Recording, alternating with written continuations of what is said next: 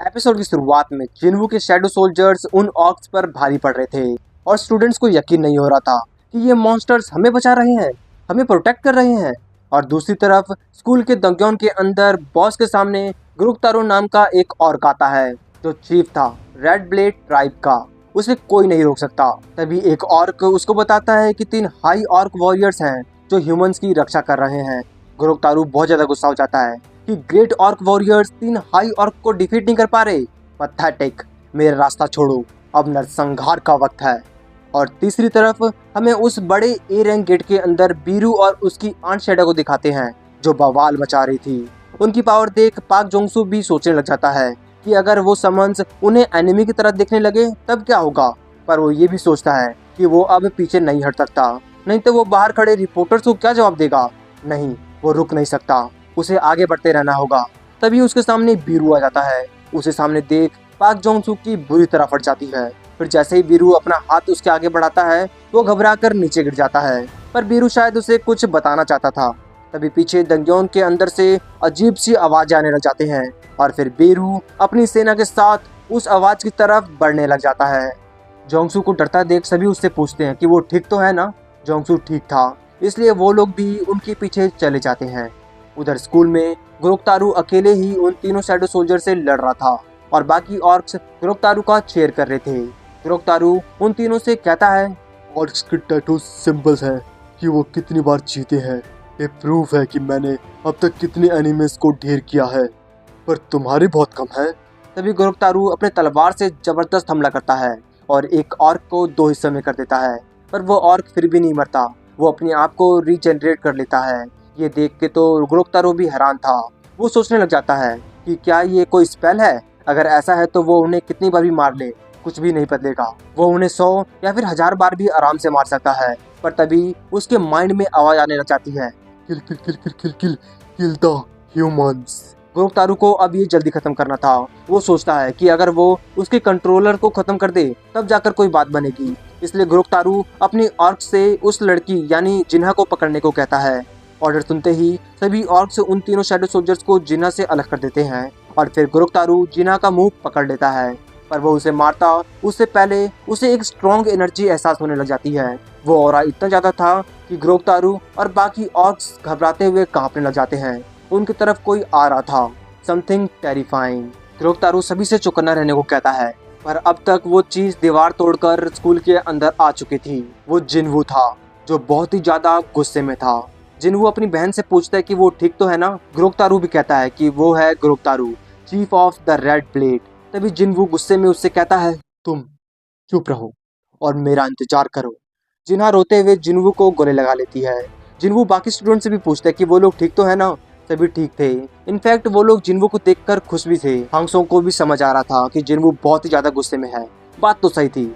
जिन्वू इग्रिस को समन कर लेता है और जिन्हा की सुरक्षा करने को कहता है और बाकी नाइट्स को भी समन कर उन्हें स्टूडेंट्स को सेफ नीचे लेके जाने को कहता है। स्टूडेंट्स जा रहे थे इसलिए शायद उन्हें रोकने के लिए एक और हिल जाता है, पर जिन्वू उसे कहता है, मैंने कहा डोंट मूव। सभी स्टूडेंट्स सेफ चले जाते हैं काइसल पर। ग्रोकतारू जिन्वू से कहता है, तुम हो कौन और तुम हमारी भाषा कैसे जानते हो। पर जिन्वू उसका कोई जवाब नहीं देता क्योंकि वो बहुत ही ज्यादा गुस्से में था। ग्रोकतारू समझ जाता है कि वो जवाब देने के मूड में नहीं है, इसलिए वो सभी से अटैक करने को कहता है। एक ऑर्क उछल कर जिन्वू पर अपने एक्स से हमला करता है, पर लपक कर जिन्वू उसे आसानी से पकड़ लेता है। जिन्वू ने उसे इतना तेजी से पकड़ा हुआ था कि उस ऑर्क की चीख ही निकल जाती है। जिन्वू उस ऑर्क को जोर से जमीन पर मारता है, पर वो वहीं नहीं रुकता। जिन्वू अपने पैर से उस ऑर्क का सिर कुचल देता है और 2 ऑर्क उस पर हमला करते हैं, मगर इस बार जिन्वू डोमिनेटर्स टच की मदद से उन दोनों ऑर्क्स को हवा में ही चित्रे चित्रे उड़ा देता है। और बाकी ऑर्क्स का भी हाल यही होता है। पर अभी भी जिन्वू का गुस्सा शांत नहीं हुआ था। ग्रोकतारू को जरा भी समझ नहीं आता कि अभी हुआ क्या, पर वो कुछ और सोच पाता उससे पहले जिन्वू अपने डोमिनेटर टच के जरिए ग्रोकतारू के मुंह से पकड़ लेता है, जैसे उसने जिन्हा को पकड़ा था। सच में जिन्वू बहुत ही ज्यादा गुस्से में था। जो भी उन्होंने स्टूडेंट्स के साथ किया, हर जगह बस लाशें ही लाशें थे। फिर जिन्वू उससे कहता है, तुमने ये क्यों किया। ऐसा इसलिए कि तुम्हारा दिमाग वाला वो जो भी है चाहता था कि तुम ऐसा एक्सट्रीम लेवल का ह्यूमन का खात्मा करो। ग्रोकतारू डरते हुए कहता है कि उसके दिमाग में लगातार आ रहा था, किल द ह्यूमंस। तो फिर जिन्वू भी कहता है, फिर मेरे बारे में क्या। तुमने आवाज नहीं सुनी जो कह रहा था मुझे मारने को। गुरुक्तारू कांपते हुए जिन्हू से माफी मांगने लग जाता है। फॉरगिव मी, मुझे छोड़ दो। पर जिन्हू पर इसका कोई असर नहीं होता क्योंकि जिन्हू अभी भी बहुत ज्यादा गुस्से में था। वो तो अपना आंसर जानना चाहता था। मैं समझ गया, जैसा मैंने सोचा था। तुम्हारे हिसाब से मैं ह्यूमन नहीं हूँ। वेल, अब कुछ फर्क नहीं पड़ता। मैं तुम्हें माफ कर दूंगा, पर माफी का प्रोसेस तुम्हारे लिए बहुत ही पेनफुल होगा। और फिर अपने तलवार से उसका काम खत्म कर देता है। दूसरी तरफ शैडो आंट एक वैम्पायर को खाने लग जाता है। जियोंगी रिम उसे रोकने की भी कोशिश करती है। ये बहुत ही एक्सपेंसिव होते हैं, पर वो आंट नहीं रुकता और गलती से ई रिम को चोट लग जाता है। ये देख बीरू उस आंट को पीछे हटने को कहता है। फिर ई रिम का चोट हील कर देता है, फिर आगे बढ़ जाता है। ई रिम हैरान थी कि कैसे एक समन उससे अच्छा हीलिंग मैजिक कास्ट कर सकता है। अब वो लोग बॉस की कैसल तक पहुंच चुके थे, जो था आर्चलिच, और उसके साथ थे 10 से भी ज्यादा डेथ नाइट्स। सभी उन्हें देख हैरान थे। जोंगसू कहता है कि सभी बॉसेस में आर्चलिच फेमस है गोल्ड ड्रैगन गिल्ड के खात्मे के लिए, one of the top Chinese guild जो मिट गया था आर्चलिच और दंग्योन ब्रेक में। पर शुक्र है लिऊ जिग गैंग का, जिसने उसे विनाशकारी बनने से रोक दिया। ये इम्पॉसिबल है कि कोई नॉर्मल ए रैंक उसे हरा सके। तभी उनके पीछे से बचे हुए अनडेड आर्मी आ जाते हैं। जियोंगी रिम जल्दी से होली वॉर की मदद से गेट को ब्लॉक कर लेती है, पर पता नहीं वो कितनी देर तक उसे रोक पाएगी। तभी पीछे से बीरू जोर से चिल्लाता है और फिर अकेले बॉस के सामने खड़ा हो जाता है। बॉस कहता है, तुम तो शैडो आर्मी हो। द मोनार्क्स पर्सनल आर्मी हम पर अटैक क्यों कर रही है? बीरू कहता है, हम मोनार्क के द्वारा चुने गए हैं, तुम नहीं। फिर बॉस कहता है, ऐसा नहीं है, मैं पर्सनली मोनार्क को रिपोर्ट करूंगा। पर बीरू और नहीं सुनता और बॉस पर जोरदार हमला कर देता है। जो मरने वाले हो उसे ज्यादा बोलने का हक नहीं। और फिर उसके अंदर का कोर निकालकर उसे तोड़ देता है। फिर क्या, क्योंकि उनका बॉस आर्चलिच वहीं पर खत्म हो जाता है और उसके मरते ही सभी अनडेड आर्मी भी। सभी हैरान थे कि उसने एक ही हिट में आर्चलिच को हरा दिया। अगर वो इतने स्ट्रांग है तो हंटर संग जिनवू को दंग्योन के अंदर जाने की भी जरूरत नहीं, वो अपने समन्स को ही भेजकर उन्हें क्लियर कर सकता है। अभी योंटी कहता है कि हमें टाइम वेस्ट नहीं करना चाहिए, हमें अपने गिल्ड को जिनवू की गिल्ड से मर्ज कर लेना चाहिए। पर पाक जोंसू के प्लान अलग ही थे। वो जिनवू को अपना अलायंस बनाना चाहता था। योंटी कहता है कि क्या वो सच में ऐसा करने वाला है? वो तो बस ऐसे ही कह रहा था। ये सब देखने के बाद आपको सच में लगता है कि उसे हमारी हेल्प की जरूरत है? पर जोंगसू उसे याद दिलाता है लॉ के बारे में, कि माना कि वो अपने सम्मान के साथ किसी भी रेड को आसानी से क्लियर कर सकता है, पर लॉ के मुताबिक उसके पास एक टीम होनी चाहिए। ये सुनकर योंटी की भी उम्मीद जाग जाती है। वो लोग जिनवू का सपोर्टिंग फोर्स बनेंगे और हंटर संग जिनवू उनका मैन पावर। फिर जीत उनकी ही होगी। उधर स्कूल के बाहर बहुत ज्यादा भीड़ लगी हुई थी। हंटर्स बचे हुए स्टूडेंट्स को बाहर निकाल रहे थे और जिनवू चेयरमैन गो के कार में बैठा हुआ था। चेयरमैन गो बताते हैं कि जो 213 स्टूडेंट्स शुरुआत में बचकर भाग गए थे वो सेफ है, पर जो बचाए गए स्टूडेंट्स हैं उनकी संख्या सिर्फ 10 है। बाकी के सभी स्टूडेंट्स जो भाग नहीं पाए वो ये भी बताते हैं कि ये एक्सीडेंट प्रेडिक्टेबल था।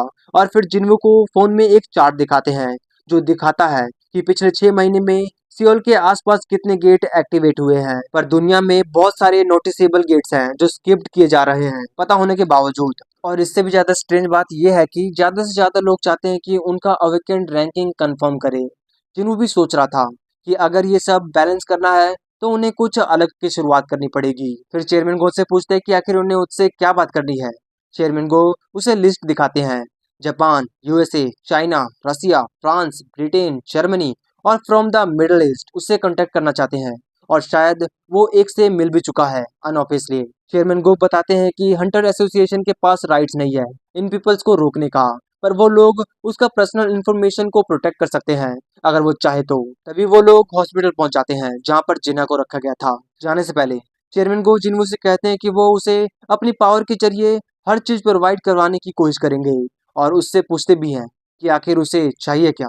अब जिन्वू भी कहता है, अगर ऐसा है तो क्या आप मुझे फ्यूचर में हाई रैंक गेट्स में एंटर होने देंगे, वो भी अकेले? चेयरमैन गो कहते हैं कि ये रूल हंटर की सेफ्टी के लिए था। ये एक पॉलिसी है जिससे दंग्योन में कम से कम हंटर्स को नुकसान पहुंचे, और तुम इसी को हटाना चाहते हो? जिन्वू उनसे पूछता भी है कि क्या इसे हटाना मुश्किल है। चेयरमैन को कहते हैं कि ये इम्पॉसिबल तो नहीं है, मैं कोशिश करता हूँ, तुम मुझ पर छोड़ दो। उधर जिन्हो अपनी cousin sister you so Hyun के पास कॉल लगाता है, जो एक सेलिब्रिटी थी। जिन्हो उसे आज इन गिल्ड ज्वाइन करने को कहता है।